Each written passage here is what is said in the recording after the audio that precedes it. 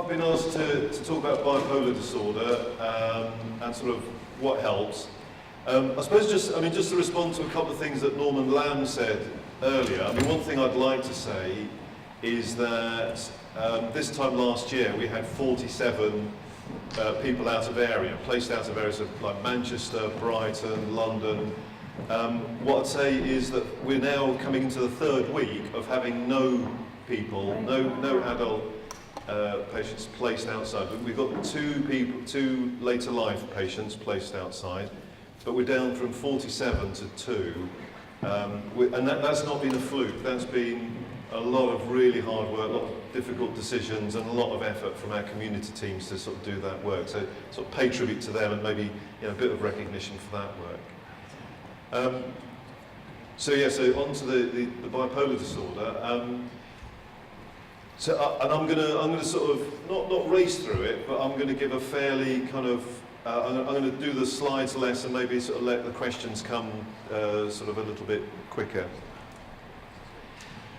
I mean, for me, the best way to think about bipolar disorder is this idea of mood swings.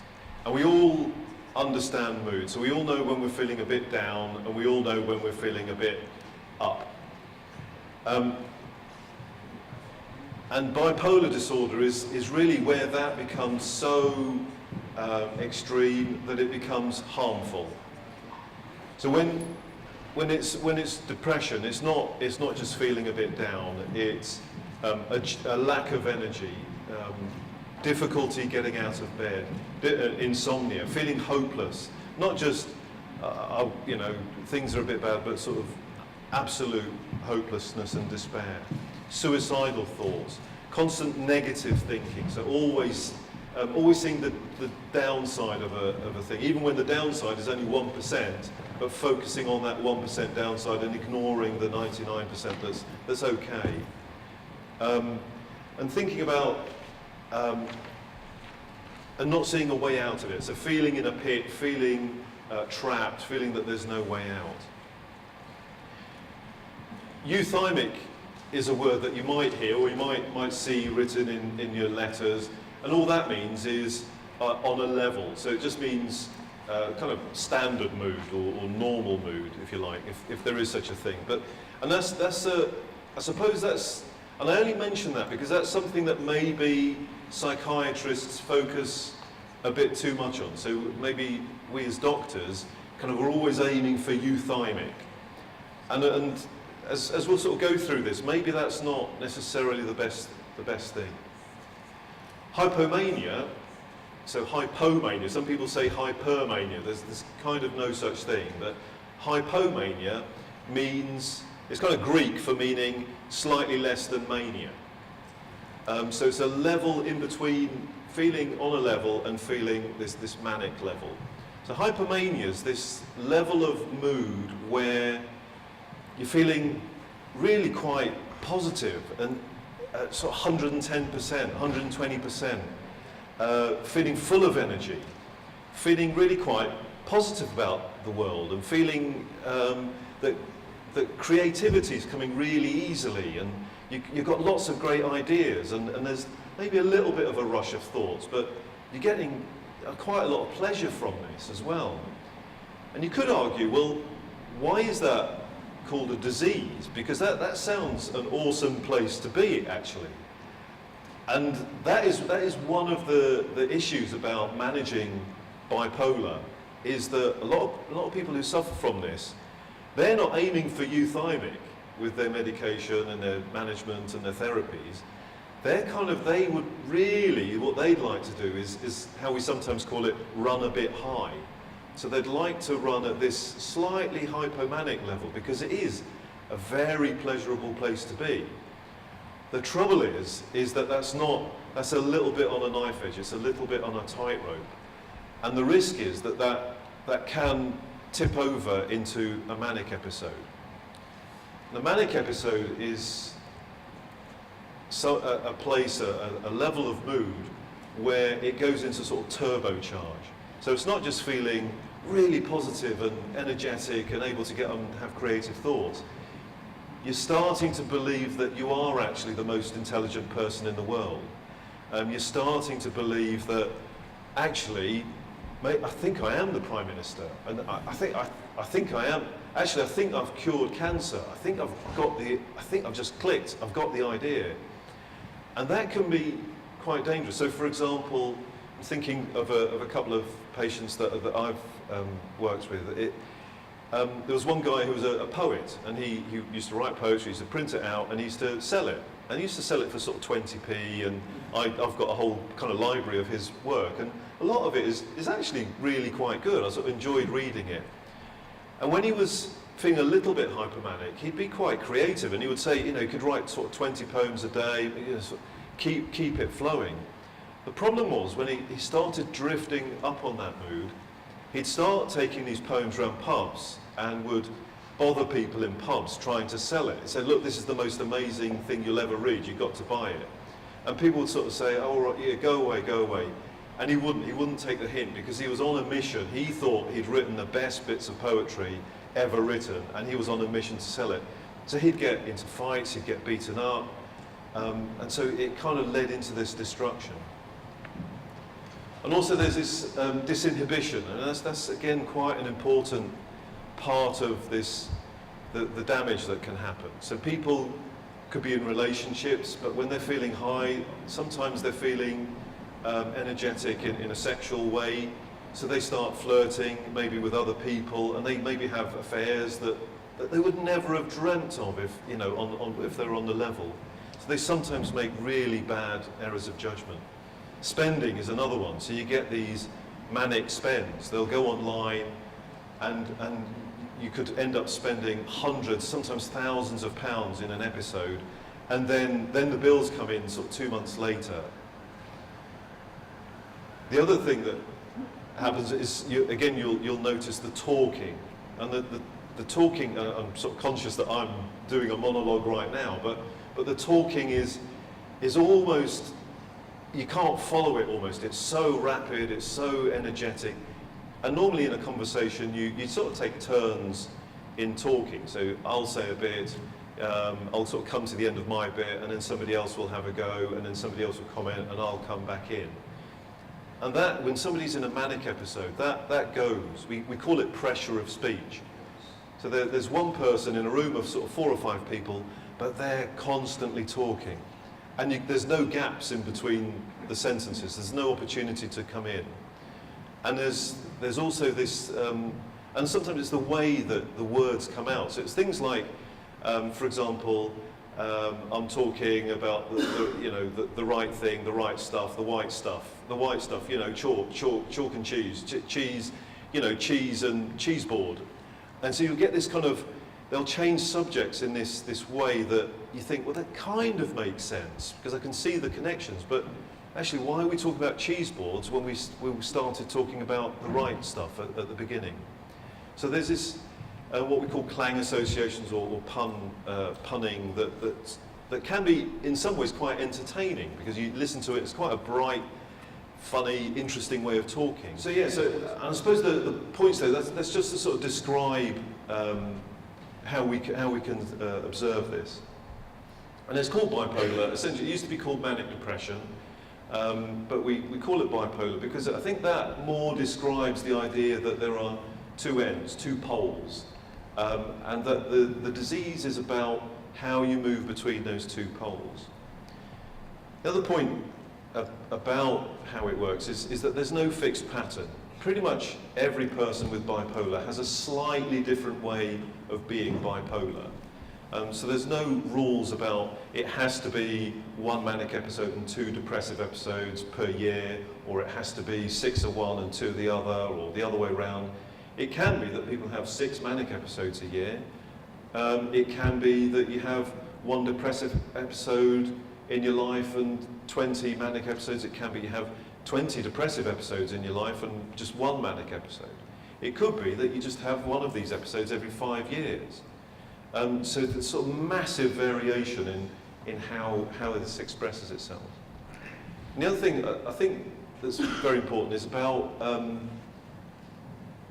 how that energy and creativity and perhaps disinhibition can be a very powerful creative tool. So some people, and I suppose some famous people that we may have heard of, so Winston Churchill famously, Spike Milligan, I'm trying to look for people who might have been around in the 60s, but people like Spike Milligan or John Cleese from Monty Python.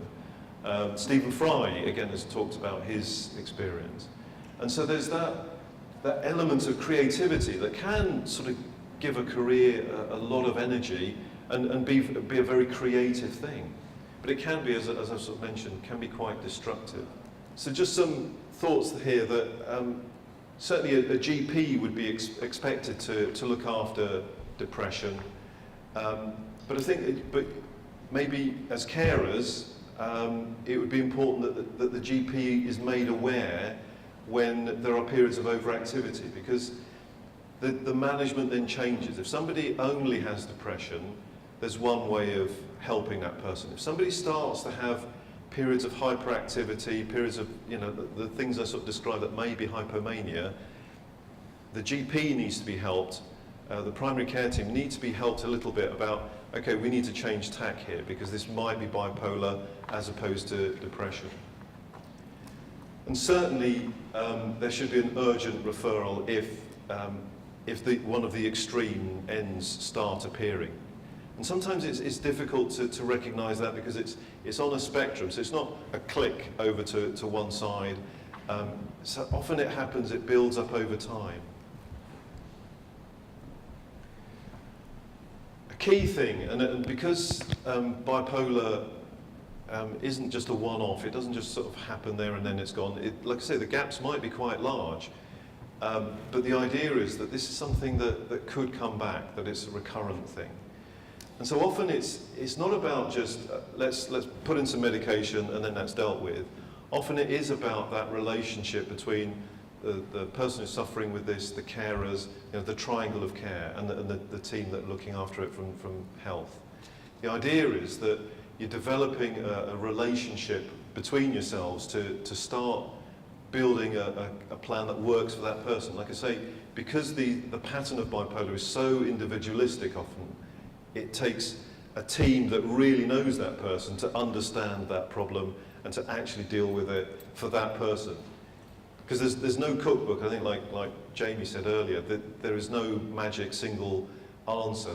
And I can't give you a kind of Jamie Oliver cookbook approach to this. But the idea is that you form some principles and you use those. So the key things are to have a plan, to have a crisis plan. What do we do when things start going wrong? And does everybody know that plan? Does the carer know that plan? Does the service user know that plan? And does the team know that plan? Or are we all singing from the same hymn sheet? There's also, and I think with bipolar sometimes, there has been a focus on the medication. It's kind of get onto lithium and that'll be that.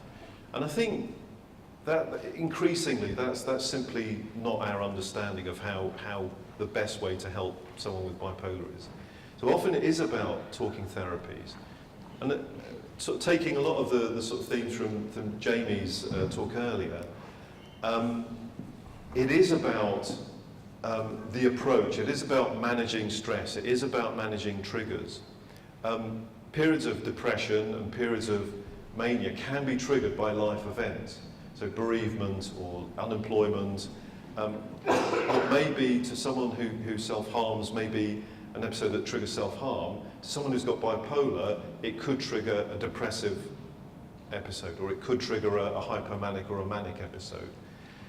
So a lot about, so talking therapy is one of the things to get in there really early and to get that understanding, but also to learn techniques, to learn ways of understanding the illness, and to learn ways of, okay, I can feel myself getting stressed, or I've suffered a recent bereavement, right, how am I going to deal with this? Because it's not just about the pills. And I suppose it's just stressing that point. And I've taken bits of this from the NICE guidelines, really. So this is the current level of expertise that we understand. So the idea is a GP shouldn't just jump straight to lithium after the first period. Psychological intervention, so the idea is that it should be quite specific. It should be done by a team that understand what the specific needs are. So things like, for example, cognitive behavioural therapy have a place here. I mean, it's not, I'm just sort of picking on that, but the idea is that it's one of the tools that we have that can help people, particularly to manage stress and to manage crises in their lives. A couple of slides on medication. I think sort of taking it from the point of view of somebody who's experienced that kind of over-energetic, that hypomanic episode or becoming manic, one of the first things to recognise is that often these people are already on an antidepressant, because often people present first with depression. It may be that they've already been prescribed an antidepressant. One of the key things to recognise is what we call switching. So it's this idea that if somebody is depressed and has bipolar, and it hasn't quite been picked up, or you are aware that they've got bipolar, an antidepressant can switch them into a hypomanic phase. And that's an important thing to recognise. So one of the things that you can do is to stop the antidepressant. Now that's a tricky decision, because at what point do you stop the antidepressant? If that person says, no, if I stop my antidepressant too soon, I know I'm just going to sink right down. But then on the other hand, people are noticing, but you seem to be a little bit over the top recently. You seem to be, you're spending a lot more money. How about we talk about reducing so the antidepressant or stopping? So that decision is a really tricky one. And again, comes from knowing the illness, knowing how that pattern has gone previously, and learning from each episode.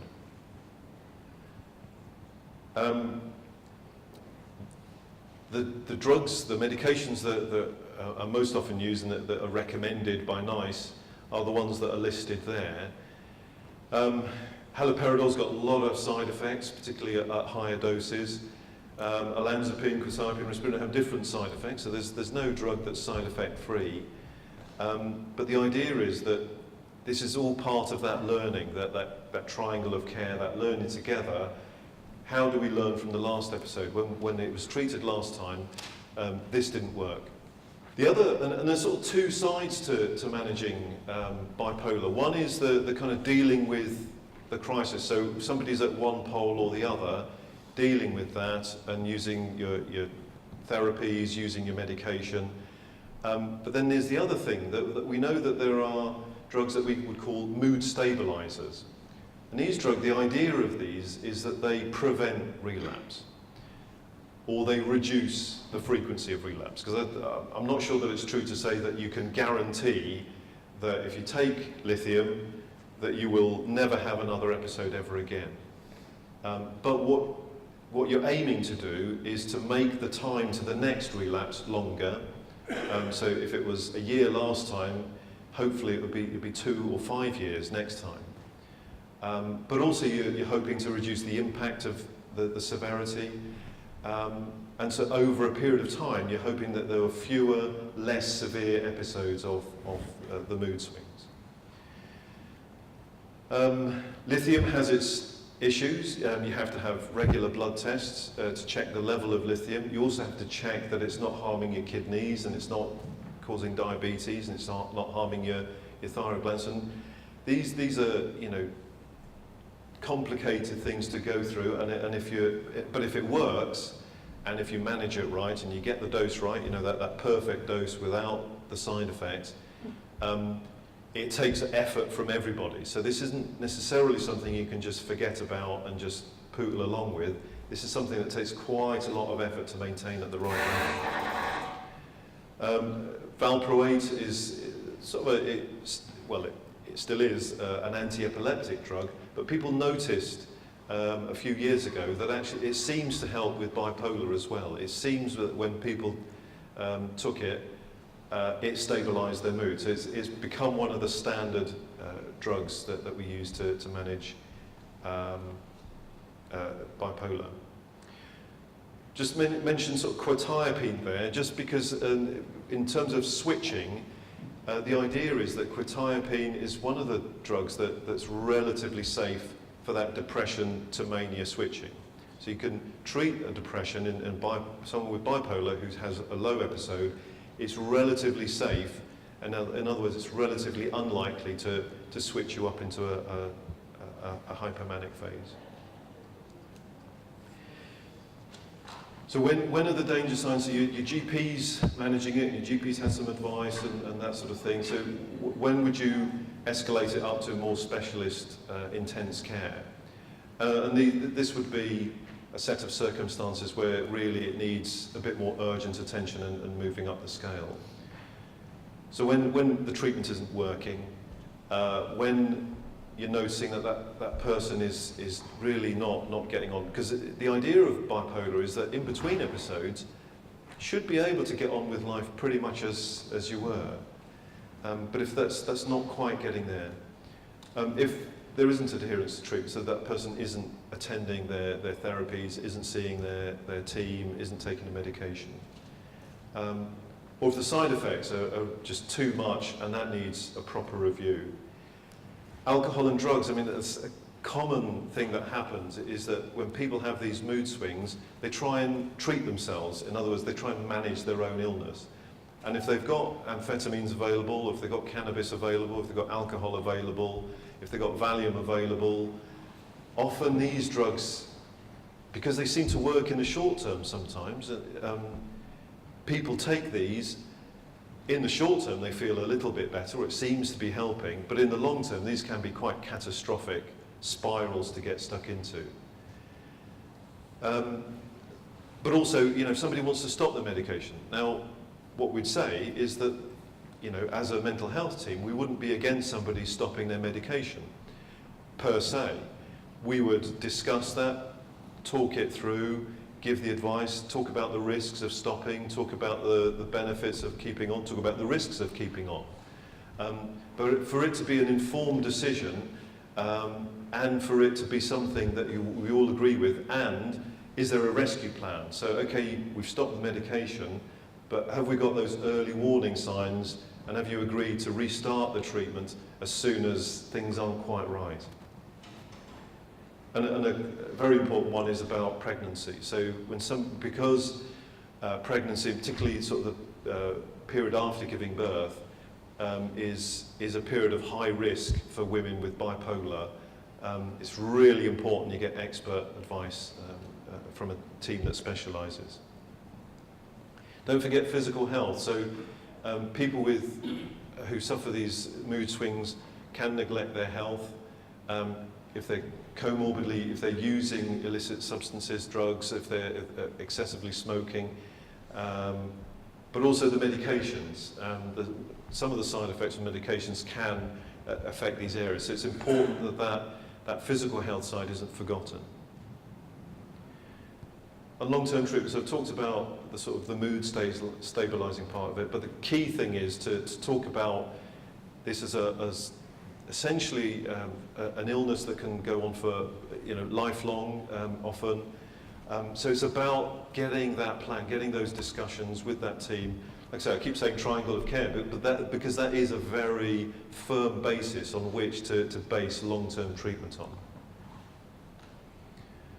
And so just some thoughts about the sorts of things that those ongoing discussions should cover. So it's understanding the pattern. Are you a 5 times a year relapse person, or are you a once every 10 years relapse person? Because you can imagine the treatment, the idea of the support would be different in those two. What does trigger your relapses? So is it you succumb to a little bit of cannabis use and that seems to trigger things, or is it that when you get stressed at work? And it's letting the employers know as well. Well, this is what happens when I get stressed. And it's also looking at, well, what symptoms are okay? So again, thinking about the recovery approach, it's not about perhaps an old-fashioned way of looking at it. No, it has to be perfectly euthymic according to the psychiatrist's judgment. What about, is the level of symptoms, or the level of just running a little bit high? Is that actually, that's what gives me the energy to do my work, And I feel that if you push me down too low, I just can't get out of bed, I'm not interested, I'm not... But if I run a little bit high, I'm more creative, I'm more fun to be around, I like myself better, so why can't I have it like that? So it's that collaborative approach to, okay, what level do we want to run this at? And I suppose that's really just the last slide, just focusing on that idea, because it's not just about the therapy, the medication, it's also about, you know, what surrounds you, that life support, and sort of borrowing a lot from what Jamie said earlier, or that caring, supportive approach, and the social network and the work network. So yeah, so any questions?